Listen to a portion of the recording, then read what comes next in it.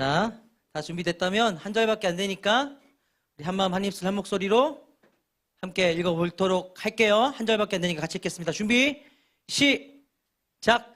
만물을 그에게 복종하게 하실 때에는 아들 자신도 그때 만물을 자기에게 복종하게 하신 이에게 복종하게 되리니 이는 하나님이 만유의 주로서 만유 안에 계시려 하심이라. 아멘. 하나님의 인격은 그 크기와 깊이가 무한합니다. 또한 쉼없이 활동하시고 모든 것을 주장하시는 하나님의 인격은 그야말로 살아있습니다. 아멘. 오늘 말씀은 이러하신 하나님의 인격을 너무나도 경험하고 싶어하는 여러분을 위한 말씀인데, 오늘은 목사님이 평소하고 좀 다른 방식의 설교를 할 거예요. 16세기, 17세기에 청교도라고 불리던 목사들의 스타일을 따라서 말씀을 전해볼 텐데, 여러분에게 어떻게 들릴지 모르겠어요. 아마 오늘 이번 주 말씀 카드 제작한 사람이 누군지 모르겠는데 고생할 것이다. 고생할 것이다. 고생 안 하려면 잘 들어야겠죠? 모쪼록 잘 들어주시기 바라고요. 여러분 잘 새긴다면 그동안 답답했던 여러분의 인식을 해방시키게 될 것입니다. 그 소망을 갖고 오늘 말씀 전하도록 할게요. 여러분 우리는 성경에 나타난 선지자들을 보며 어느 한편으로는 굉장한 부러움을 갖습니다. 물론 그들처럼 고생하는 것은 싫겠지만 그럼에도 그들은 하나님과 서로 소통하며 이를 통해 하나님의 인격성을 경험하던 자들이기 때문입니다. 가령 가장 최초의 선지자였던 모세는 하나님을 대면하여 알던 자라고 표현될 만큼 하나님과 친밀하였고, 그는 매일 언약궤 앞에 나아가 그곳에 임재하신 하나님과 대화를 하였습니다. 자, 그리고 이를 통해 모세는 분명히 경험하였을 것입니다. 하나님이 얼마나 정의로운 분이신지, 얼마나 긍휼하신 분이신지, 또 얼마나 사랑이 많으신 분이신지를 말입니다. 이렇게 하나님과의 신비한 소통을 통해 하나님의 인격성을 선명히 경험하였겠죠. 자, 그리고 그런 모세를 우리는 부러워할 수밖에 없습니다. 나도 모세처럼 하나님과의 신비로운 소통 안에서 하나님의 인격성을 경험할 수 있다면 하나님에 대해 의심할 필요도 없을 것이고 내 믿음이 흔들리지도 않을 텐데, 그런 부러움을 갖는 것이죠. 그렇죠, 여러분? 나만 그래? 여러분을 신방하다 보면 여러분들이 이런 부러움들을 많이 갖고 있다는 것을 발견합니다. 다들 저도 성경에 나온 인물들처럼 신비롭게 하나님을 인격적으로 경험해 봤으면 좋겠어요. 그런 식의 말을 하거든요. 자, 그런데요, 저는 오늘 여러분들에게 이런 권면을 꼭 드리고 싶습니다. 그런 신비스러운 소통을 너무 부러워하지 말라고요. 부러워하지 마세요. 자, 왜냐하면 하나님께서 궁극적으로 원하시는 우리에게 당신의 인격성을 경험시켜 주려는 방식은요, 결코 소통을 통한 방식이 아니거든요. 자, 하나님이 당신의 인격성을 경험시켜 주려는 궁극적인 방식은 무엇이 아니라고요? 소통이 아니에요. 만약 그 소통을 궁극적으로 원하셨다면 하나님은 이미 과거에서부터 당신의 음성을 우리에게 끊임없이 들려주셨을 것입니다. 소통을 원하셨다면. 자, 그런데 여러분도 알겠지만 하나님께서는 그런 방식을 취하지 않고 계세요. 그렇죠? 왜냐하면 소통은 하나님의 무한하고 살아있는 인격을 경험하기 위한 완전한 방식이 될 수 없거든요. 소통은 완전한 방식이 아니에요. 왜 그런지 우선 두 가지의 이유를 들도록 하겠습니다. 자, 먼저 첫 번째로 소통의 방식은 끊임없이 이어질 수가 없기 때문입니다. 소통의 방식은 어떻게 될 수 없다고요? 끊임없이 이어질 수가 없어요. 자, 이것이 무슨 말이냐면, 여러분, 우리 무한하신 하나님의 안에는요, 소외가 없습니다. 소외가 없어요. 성부, 성자, 성령 삼위 하나님은 서로가 서로를 단 한 부분도, 단 한 순간도 소외시키지 않으십니다. 삼위 하나님은 서로를 어떻게 한다고요? 소외시키지 않아요. 그래서 항상 나눠지지 않는 하나이죠. 또한 그렇기 때문에 삼위 하나님 사이에서 일어나는 인격적인 소통은 당연히 끊어짐이 없습니다. 삼위 하나님 간의 인격적인 소통은 끊어짐이 없어요. 삼위 하나님은 끊임없이 서로가 서로에게 자신의 무한한 인격을 끊임없이 경험시키십니다. 예, 오직 단 한 번 예수님이 십자가 위에 올라 온 세상의 죄를 짊어진 죄인으로 여김받아서 버림을 받았을 때 그 단 한순간만 서로 간의 소통이 끊어졌을 뿐 삼위 하나님은 서로 간의 인격적인 소통을 끊임없이 해오신 거죠. 예, 하나님은 잠들지 않는 분이기 때문에 서로 잠도 자지 않고 서로 소통을 해오셨습니다. 자, 그런데요. 하나님의 그 끊임없는 소통의 방식을요, 하나님은 결코 사람을 향해 그대로 적용하실 수가 없습니다. 누구를 향해 적용할 수 없다고요? 사람을 향해. 자, 왜냐하면 우리 사람이 끊임없이 소통하려면요, 그것은 안식을 버려야만 가능한 일이기 때문입니다. 설명드릴게요. 여러분도 잘 알겠지만 사람은 처음부터 곧 죄로 인해 타락하기 전부터 안식을 누려야 하는 존재로 지어졌습니다. 무엇을 누려야 된다고요? 안식. 곧 하나님은 처음부터 우리 사람을 안식의 요소인 쉼을 누리는 존재로 지으신 것이죠. 우리는 쉼을 누려야 되는 존재예요, 처음부터. 즉 여러분, 때로는 아무 일도 하지 않고 또 깨어있지 않은 상태로 쉼을 누리기도 하는 존재가 하나님 앞에 온전한 사람이라는 것입니다. 우리는 쉼을 누려야지 온전해요. 자, 이것을 더 부연할게요. 여러분, 많은 사람들이 갖는 오해 한 가지가, 오해가 한계가 없는 것이 사람의 온전한 상태라는 오해를 합니다. 자, 그런데 여러분, 하나님은요, 우리 사람을 처음 지을 때부터 몇몇의 한계를 가진 존재로 지었어요. 가령 사람을 시간과 공간의 한계를 넘어설 수 없는 존재로 지으셨고요, 또 무언가의 공급을 받아야만 살아갈 수 있는 존재로 지으셨습니다. 그렇죠? 우리 사람은 처음부터 숨을 쉬어야 되고 음식을 먹어야 살아갈 수 있는 존재로 지어졌잖아요. 자, 그렇다면 왜입니까? 왜 그런 존재로 지었을까요? 자, 그것은 사람이 지어질 때부터 갖고 있는 그 한계로 인해 하나님을 의지하며 사는 존재가 되기 때문입니다. 여러분, 우리 사람은 한계를 갖고 있기 때문에 하나님께 의지하며 사는 존재가 돼요. 그러니까 여러분, 하나님의 시각에는 당신께 의지하는 사람의 상태가 훨씬 더 온전한 상태인 거예요. 우리는 혼자 살려고 할 필요 없어요. 의지하는 게 더 온전한 거야. 아멘? 자, 그리고 여러분, 쉼도 마찬가지예요. 쉼도. 예, 하나님은 처음 세상을 지을 때부터 사람에게 안식을 선포하셨습니다. 즉, 우리 사람을 쉬지 않으면 활동할 수 없는 한계를 가진 존재로 처음부터 지으신 것입니다. 왜요?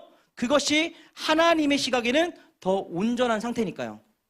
자, 그런데 여러분, 그런 사람에게 하나님께서 당신의 인격을 무한히 경험시켜 주겠다고 쉼 없이 대화를 걸어오시며 소통을 하신다면 어떻게 되겠어요? 쉴 수가 없는 인간의 안식은 무너지게 됩니다. 자, 그래서 제가 얼마 전에 잘잘법에 나오는 김학철 목사님 영상을 보니까 너무 마땅하게도 이런 얘기를 하시더라고요. 하나님을 쉬지 않고 인식을 하고 있으면 사람은 미쳐버릴 것이다 라고요. 그 사람은 여러분, 하나님을 인식하는 것에서도 한계를 가진 존재가 우리예요. 자, 이에 소통의 방식은 간간히 사용할 수는 있겠지만 끊임없이 사용할 수는 없는, 곧 하나님의 무한한 인격을 경험시키는 완전한 방식은 될 수 없다는 것입니다. 자, 여기까지 이해됐나요? 좋아요. 자, 그리고 다음 두 번째입니다. 두 번째로 소통의 방식은 가장 직접적일 수가 없기 때문입니다. 소통은 어쩔 수 없다고요?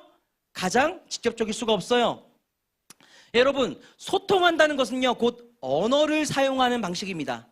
자, 그렇기 때문에 정확도는 높을 수 있지만 생동감은 떨어집니다. 가령 여러분, 우리의 하나님께서 사자와 같이 용맹한 분이라고 해보십시오. 하나님이 용맹한 분이라고 해보세요. 자, 그런데 여러분, 그 정보를 언어로서 하나님은 사자와 같은 용맹한 분이다 라고 전달받는 것과 실제로 사자가 크게 표효하는 광경을 내 눈앞에서 보며 하나님은 저런 분이다 라고 직접 경험하는 것 중에 과연 어느 쪽이 더 생동감이 있겠습니까? 당연히 실제를 직접 경험하는 쪽일 것입니다. 예, 물론 정확도는 묘사하고 기록해서 남길 수 있는 언어가 더 높을 수야 있겠지만 실제의 경험보다 생동감이 있을 수는 없는 것이죠. 곧 여러분, 언어를 사용하는 소통은요, 하나님의 인격성을 드러내는 가장 정확한 방식이지 가장 직접적인 방식은 아닙니다. 자, 혹여나 하나님께서 직접 말씀하시는 언어를 듣는다고 해도 언어는 그럼에도 실제보다는 덜 직접적입니다. 여러분 한번 생각해 보세요. 구약 성경에 하나님께서 당신의 백성들을 사랑하신다고 무수하게 언어로 말씀하셨고 그것을 언어로 남겼는데 그 언어들이 예수님께서 우리를 사랑하사 이 땅에 만져지고 보여지는 사람으로 오셔서 십자가에 달려 죽으신 그 실제의 사건만큼 임팩트가 있진 않잖아요. 그렇죠? 여러분, 그 아무리 하나님이 직접 말씀하신 언어라고 해도 또 감동적이라고 해도 경험될 수 있는 실제보다는 못한 거예요. 언어가 무엇보다 못하다고요? 실제보다 못해요. 자, 그런데 여러분, 참 감사하게도요, 우리의 하나님은요, 가장 실제적으로 당신의 인격이 우리에게 경험되기를 원하시고 계십니다. 우리가 당신의 인격을 가장 직접적으로 알길 원하세요. 자, 호세아서 6장 6절 말씀을 같이 한번 읽어보도록 하겠습니다. 준비, 시작. 나는 인애를 원하고 제사를 원하지 아니하며 번제보다 하나님을 아는 것을 원하노라. 아멘. 여러분, 지금 이 구절에서 하나님은 말씀하십니다. 사람들이 당신을 알길 원한다고 선포하시는데요. 자, 여러분, 여기에서의 안다라는 단어의 원어가 다트라는 히브리어입니다. 무엇이라고요? 다트라는 히브리어예요. 그리고 여러분, 이 단어의 속뜻은 인격적이고 경험적인 알을 의미합니다. 그러니까 곧 하나님은 사람들이 당신을 인격적으로 알길 원하시는데, 그런데 그저의 소통을 통해 언어로서 알길 원하시는 것이 아니라 경험을 통해 가장 직접적이고 생동감 있게 알길 원하신다는 것입니다. 하나님께서 경험을 통해 가장 직접적이고 생동감 있게 당신을 알길 원하세요. 이에 언어를 전하는 소통은 하나님께 있어 완전한 방식이 될 수 없습니다. 왜요? 실제보다는 직접적이지 못하니까요. 아멘? 자, 그래서 여러분, 선지자들처럼 하나님과 신비하게 소통하며 인격적인 하나님을 만난다면 물론 좋겠지만 그 방식을 완전한 것으로 여기지 마세요. 그렇게 부러워할 만한 방식이 아닙니다. 오죽하면 하나님과 소통하며 하나님의 음성을 직접 들었던 아브라함도 이렇게 말했어요. 예수님을 실제로 볼 그날을 기다렸다고 성경은 말하고 있어요. 하나님의 음성을 직접 들었던 아브라함이 예수님을 실제로 볼 그날을 기다렸다고 요한복음 8장에서 말한다고요. 곧 소통이 실제보다는 못하다는 것이죠. 참고로 여러분, 저는 그런 입장에서 간혹 어떤 교회들을 보면 정말 화가 나요. 화가 난다고. 자, 모 대형교회에서는 하늘의 언어인 방언으로 하나님과 인격적으로 소통하지 못하면 그것은 구원받은 성도가 아니다라는 말을 단상에서 하더라고요. 5만 명이 다니는 교회인데 놀랐어. 그리고 심지어 방언을 연습시키기도 합니다. 가관이에요. 여러분, 성경 어디에 방언으로 소통해야 구원받는다고 나와 있습니까? 또 성경 어디에 인격적인 경험이 구원의 증거라고 나와 있습니까? 어디에? 오직 믿음만이 증거입니다. 아멘?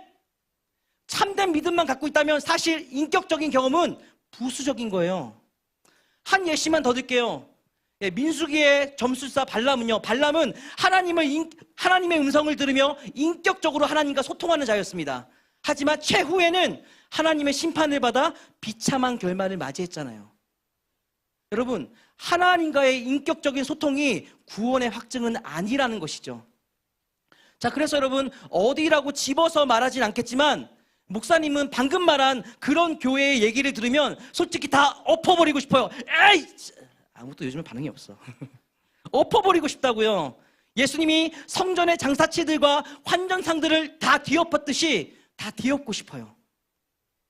목사님은 다른 건 비교적 잘 찾는데 정말 못 참는 게 있다면 비진리를 진리처럼 가르치는 교회의 현장과 진리 공부하는 것을 등한시하는 교회의 현장을 못 참습니다.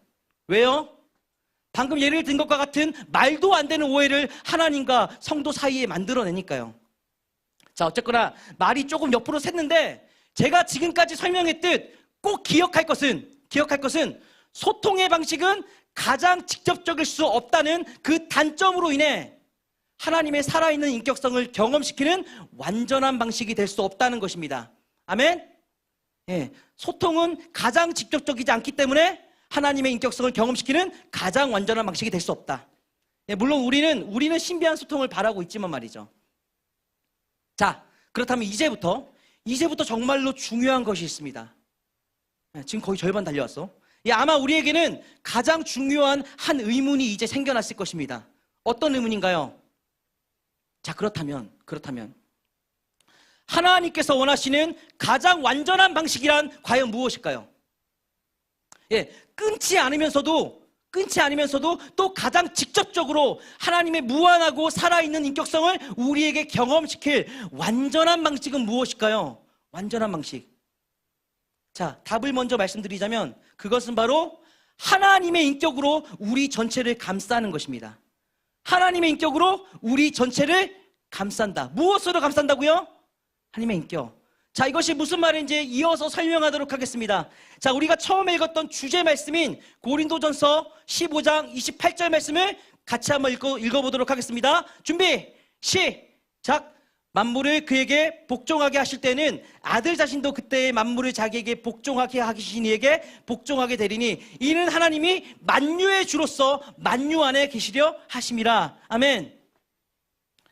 여러분, 지금 읽은 말씀 미래의 어느 날 우리 예수님께서 재림하시고 온 만유의 모든 죄악을 다 멸하시고 그래서 만물이 하나님께 복종을 하게 될 때, 자, 그때 예수님이 최종적으로 하시게 될 마지막 한 가지의 일이 나타나 있습니다.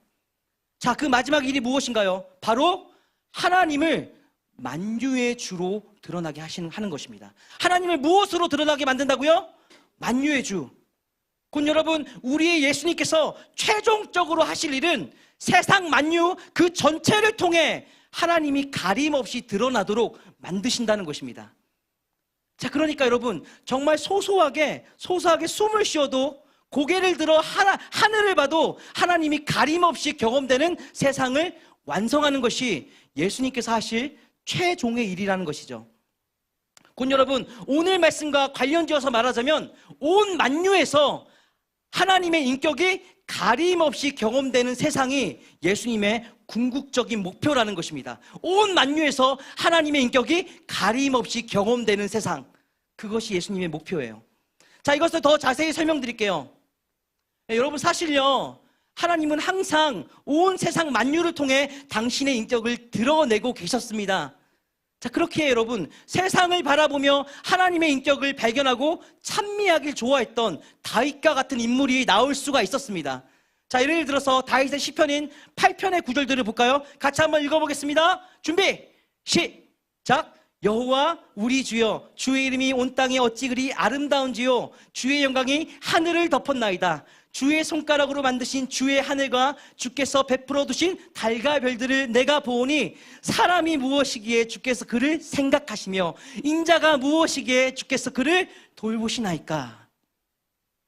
여러분, 이렇듯 다윗은 세상 만유를 통해 자기 자신을 돌보시는 하나님을 발견했습니다.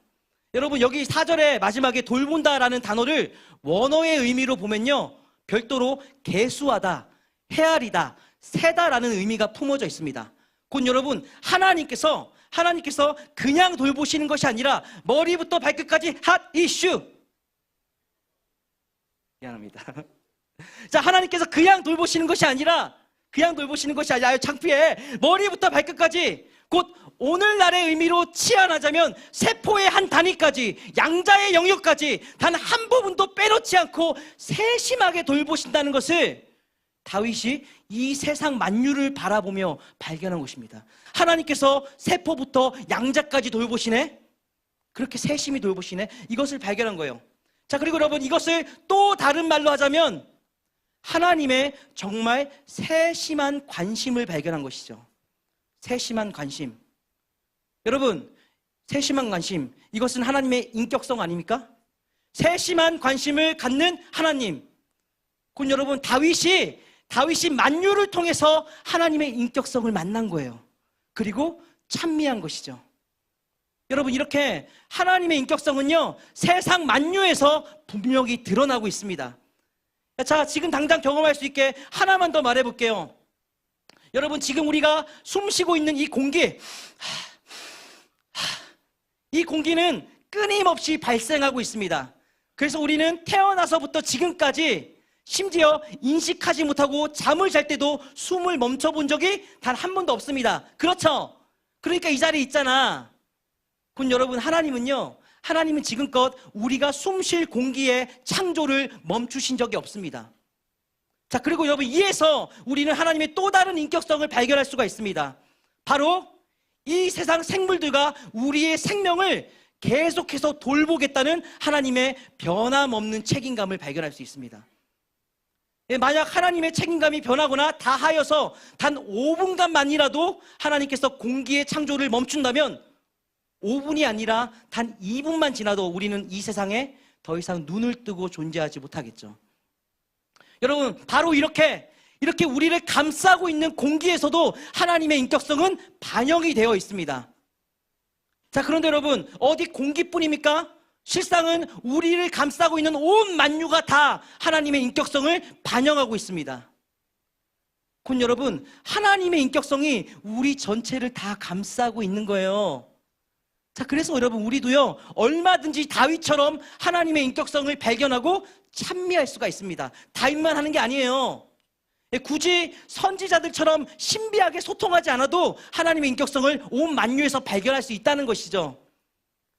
자, 그리고 여러분, 이렇게 만유를 통해, 무엇을 통해? 만유를 통해 하나님의 인격성이 드러나는 방식이야말로 가장 완전한 방식입니다. 자, 왜인가요? 왜 그렇나요? 자, 왜?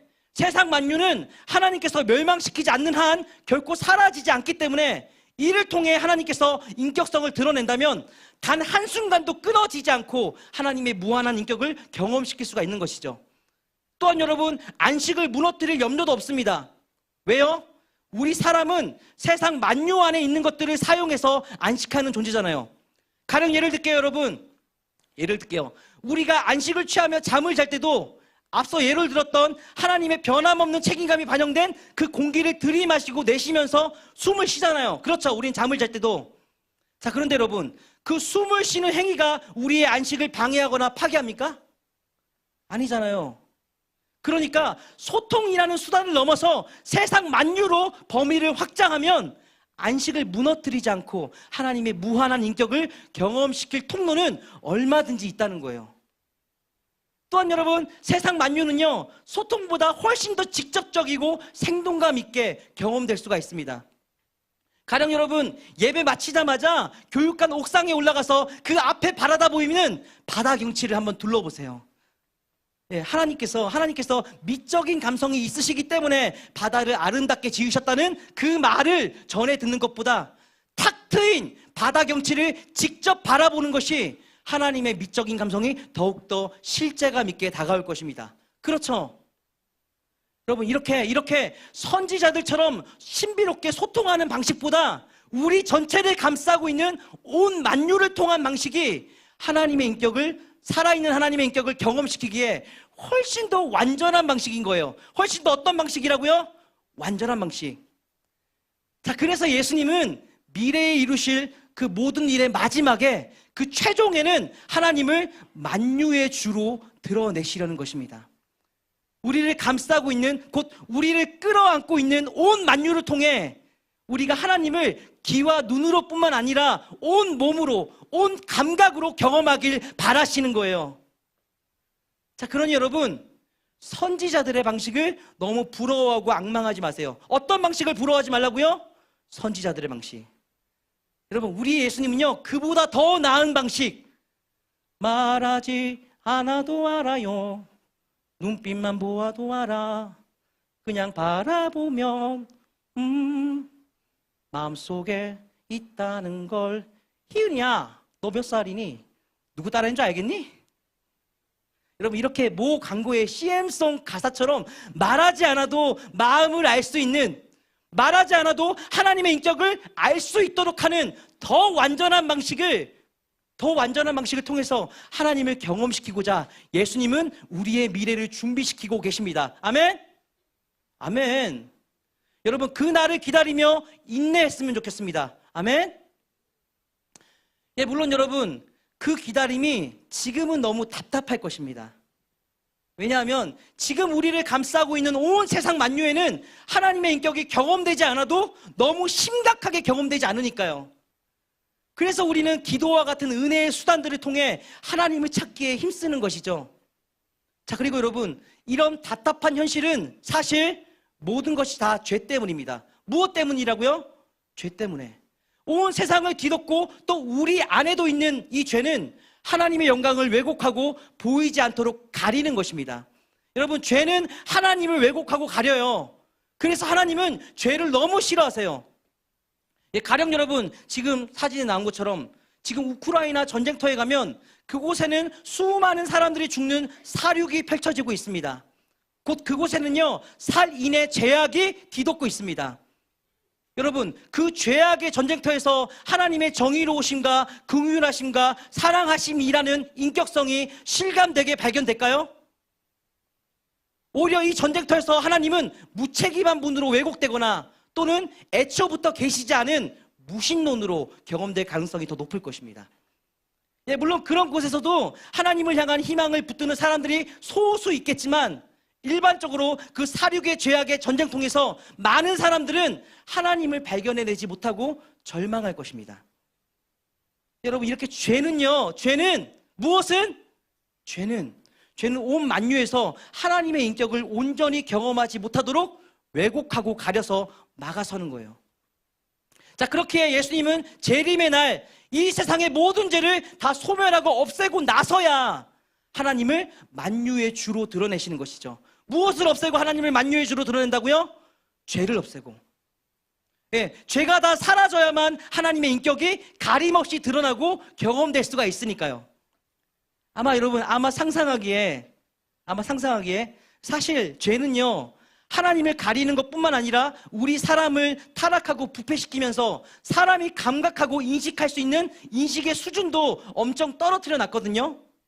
참고로 여러분, 물리학자들이 촉근 이론이라는 이론을 설명하기 위해 참조했던 수학적 계산으로는 이 세상 온 만유의 차원이 10차원에서 11차원 혹은 그 이상으로 존재할 것이라고 해요. 자, 그런데 여러분, 정작 지금의 우리가 경험할 수 있는 감각은 겨우 3차원이 다잖아요. 예, 하나님이 만들어 놓은 온 만유의 차원은 11차원이 넘어가는데 우리가 감각할 수 있는 차원은 겨우 3차원이 다잖아요. 여러분, 저는 개인적으로 죄가 사라지면 우리의 인식이 회복돼서 만유에 존재하는 모든 차원에서 드러나는 하나님의 인격을 감각할 수 있을 거라고 봅니다. 여러분, 지금까지와는 차원이 다른 엄청난 생동감이 있겠죠, 하나님의 인격이. 그래서 여러분, 우리가 인내하면서 그날까지 기다렸으면 하는데요. 아멘? 자, 하지만 그렇다고 여러분, 오해하지 말아야 할 것이, 지금 우리가 아무런 행동도 하지 않고 마냥 기다리자는 것은 절대 아닙니다. 자, 왜냐하면 하나님께서는 우리가 지금부터 미리 미래에 완성될 하나님의 나라를 최대한 누리면서 살기 원하시거든요. 그래서 그날이 되기 전까지 사용하라고 주신 것이 바로 오늘 우리가 보고 있는 이 성경 말씀인 거예요. 그날이 되기 전까지 이 성경 말씀을 사용하래요. 자, 이것이 무슨 말이냐면, 여러분, 여기는 두 가지의 목적이 있습니다. 두 가지의 목적이 있어요. 먼저 첫 번째, 우선 우리가요, 온 만유 안에서 죄로 인해 가려지고 왜곡된 하나님의 인격을 발견해내고 바르게 해석해내기 위해서는 이를 위한 안내서가 필요합니다. 무엇이 필요하다고요? 안내서. 앞서 예를 들었던 다윗의 경우도 당시의 모세오경, 그 성경 말씀에 나타난 안내를 따라서 온 만유를 바라보고 해석했기 때문에 하나님의 인격을 바르게 발견해낼 수 있었던 것이죠. 당연히 여러분, 오늘 우리도요, 성경 말씀의 안내를 통해 온 만유를 바라보고 해석해야지만 하나님의 인격을 바르게 발견할 수 있습니다. 자, 그러니 여러분, 우선은 하나님이 우리에게 주신 이 성경 말씀을 안내서로 사용해야 합니다. 아멘? 무엇으로? 안내서로. 자, 그리고 다음으로, 이게 중요합니다, 여러분. 여러분, 제가 방금 전에 죄 때문에 만유에서 드러나야 할 하나님의 인격이 가려진다고 했는데, 자, 그런데 여러분, 그 만유 안에 누가 속해 있습니까? 우리가 속해 있어요. 우리가 바로 그 만유에 속해 있는 일원이에요. 자, 그렇게 만약 우리부터 죄를 버리고 또 우리가 세상을 죄로부터 회복하며 나아간다면, 우리가 세상에서 죄를 제하고 내 안에서 죄를 제한다면 우리가 살아가는 그 영역에서도 죄가 사라진 만큼 하나님의 인격이 선명히 드러나고 경험될 수가 있게 됩니다. 지금도 말이죠. 무엇이 사라진 만큼? 죄가 사라진 만큼. 바로 여러분, 바로 그 죄 없는 삶을 위해 하나님께서 우리에게 주신 것이 바로 성경 말씀 아닙니까? 여러분, 성경 말씀이 우리에게 무엇을 중요하게 가르칩니까? 바로 죄 없이 사는 삶을 가르치잖아요. 또 세상을 죄로부터 회복시키는 삶을 우리에게 가르치잖아요. 이 성경이 곧 여러분, 하나님의 인격을 선명히 드러낼 수 있는 삶을 성경이 가르치는 거죠. 자, 그러니 여러분, 하나님의 인격을 경험하고 싶어 답답한 여러분들을 향해 간곡히 바랍니다. 무엇을요? 성경이 가르친 대로 죄 없이 살아가는 나와 우리가 되기 위한 노력을 예수님이 오신 그날까지 했으면 합니다. 아멘? 여러분, 우리의 그 노력이 나에게서, 서로에게서 하나님의 인격을 드러나게 만들고 또 세상을 향해 하나님의 인격이 선포되도록 만들 것입니다. 그리고 하나님의 인격을 경험하고 싶어 갈급한 자들에게 경험되도록 만들 것입니다. 자, 그러니 여러분, 지금부터 마지막 그날까지 성경 말씀을 따라 죄 없이 사는 삶을 권합니다. 아멘? 세상의 죄를 물리치는 삶을 권합니다. 우리의 그런 삶이 분명 하나님의 인격을 나 그리고 또 누군가를 향해 경험시키는 세상을 만들 것입니다. 아멘? 마지막에 거의 여러분, 하나 고백하자면요, 오늘 목사님이 오늘 설교를 준비한 이유는 여러분과의 신방의 영향이 컸습니다. 그동안 신방을 하면서 여러분들로부터 하나님을 인격적으로 경험하고 싶다는 소망을 자주 전해 들었는데, 왜 여러분에게 그런 공동의 집착이 컸을까 생각을 해보면요, 저 같은 어른들의 잘못도 있더라고요. 일단 어른들부터가 하나님을 인격적으로 만나야 한다는 의례적인 말들을 여러분에게 권해왔던 것이죠. 하나님을 인격적으로 만나면 돼. 쉽게 내뱉어 오지 않았나요? 그런 의례적으로. 자, 그리고 여러분, 인격적으로 만나야 된다는 표현은 하나님과 나 사이에 무언가 신비한 의사소통이 이루어져야 한다는 뜻으로 오해되기 십상입니다. 그렇지 않나요? 혹시나 그런 어른들의 겉면이 여러분들을 소통에만 집중하도록 만들지는 않았는지 미안스럽더라고요. 사실 예전에는 여러분들이 하나님을 인격적으로 경험하고 싶다는 그런 얘기들을 할 때 그렇게 크게 다가오지 않았습니다. 자, 그런데 얼마 전 한 틴스 친구로부터 또다시 그런 얘기를 듣게 되었어요. 자, 근데 이번에 왜인지 그 친구의 말이 제 마음에 그 못으로 새기듯 이렇게 아프게 다가오더라고요. 마음을 긁더라고요, 이렇게. 그래서 말씀을 준비하게 되었는데, 이 감동적인 설교문을 준비하는 것도 아닌데 어찌 보면 되게 어려운 설교인데, 설교를 쓰는 동안 마음이 계속 찡했어요. 여러분들이 거기 사로잡혀 있을까 봐. 그래서 어느 때보다 간절한 진심을 담아서 이번 주간의 말씀을 전합니다. 꼭 잘 새겨주시기 바랍니다. 아멘? 자, 이를 위해서 다시 한 번만 정리하겠습니다. 여러분, 우리의 하나님은요, 소통보다 더욱더 완전한 방식을 통해 당신의 인격을 우리에게 경험시키길, 곧 당신의 인격을 우리에게 만나게 하길 바라고 계십니다. 그것은 바로 하나님이 만유의 주가 되시는 방식입니다. 자, 그러니 지금까지 혹여라도 성경의 선지자들처럼 하나님과의 신비한 소통을 통해 인격을 경험해야 한다는 생각에 사로잡혀 있었다면, 여러분, 부디 거기에서 한 발을 빼십시오. 한 발을 빼세요. 왜요? 이미 하나님은 당신의 인격으로 우리 삶의 전체 그 만유를 감싸고 계십니다. 여러분은 지금 하나님의 인격에 둘러싸여 있다고요. 지금 우리가 경험하지 못할 뿐이지. 우리가 온 감각으로 발견하고 경험할 수 있도록 감싸고 있단 말이죠. 자, 그러니 소통에만 목매고 살다가 만유를 통해 실제로 경험되는 하나님의 인격을 놓쳐서는 안 됩니다. 아멘? 다만 지금은 그 만유가 죄에 덮여있기 때문에 여러분은 하나님의 인격을 말씀을 통해 올바르게 발견하시고 해석하시고 말씀을 따라 사는 삶으로 죄를 제하며 여러분이 직접 하나님의 인격성을 드러내는 삶까지 나아가 주시기 바랍니다. 아멘. 그런 삶의 노력을 간곡히 권합니다. 아멘. 마지막으로 딱 하나만 더 덧붙이겠습니다. 미안해요. 네. 자, 이것도 제 고백인데, 여러분, 목사님은요, 신학대학원 1학년 때까지만 해도 신비로운 이상 경험이 되게 잦았습니다. 기도 중에 음성을 듣고, 찬양 중에 환상을 보고, 성령이 떨어지는 광경 본 적 있어요? 그런 이상 현상이 되게 잦았습니다. 그래서 그런 것들에 몰입했었습니다. 자, 그리고 그로 인해 제 인생에 다시 떠올리기 싫은 한 실수를 그 1학년 때 했습니다. 이 실수는 나중에 나랑 결혼할 사람한테 얘기해 줄 거야. 그러니까 빨리 소개를 해야 된다, 알았지? 장난이에요, 장난. 자, 그 이후로 반성하면서 앞으로는 성경 말씀을 통해 하나님을 발견하고 찾는 일에 주력하자고 다짐하였고, 하나님께 그 다짐을 올려드린 이후로는 다시는 이상 현상을 겪은 적이 없습니다. 예, 하나님께서 거두어 가시더라고요. 자, 이 얘기를 하면 사람들이 왜 그 좋은 것들을 거부했냐고 아깝다고 하시는데, 자, 그런데 여러분, 저는요, 사실 지금 하나도 아깝지가 않습니다. 왜요? 만약 제가 그 당시의 신앙에 계속해서 머물러 있었다면 고민하지도 연구하지도 않았을 테고, 지금 여러분들에게 이런 설교를 하지 못했을 테니까요. 아마도 계속해서 하나님을 인격적으로 만나야 돼 라고 여러분에게 외쳤겠죠. 신비로운 소통을 해야 된다고 여러분에게 외치고 있었겠죠. 그렇게 여러분들에게 올무를 채웠겠죠. 하지만 오늘 저는 그와 반대로 자유하게 하는 말씀을 전합니다. 아멘? 여러분, 이미 하나님은 당신의 인격을 온 만유에 드러내고 계십니다. 그리고 그 인격으로 지금도 우리를 감싸고 계십니다. 여러분, 이 만남을 놓치면 안 됩니다. 아멘? 신비에만 빠지지 마십시오. 신비보다 실제가 더욱더 완전합니다. 하나님께서 왜 우리를 온 감각을 갖고 있는 육체의 존재로 지었겠습니까? 그 육체를 통해 온 만유를 경험하라는 거예요. 신비보다 우리에게 실제가 더욱더 완전하다고요.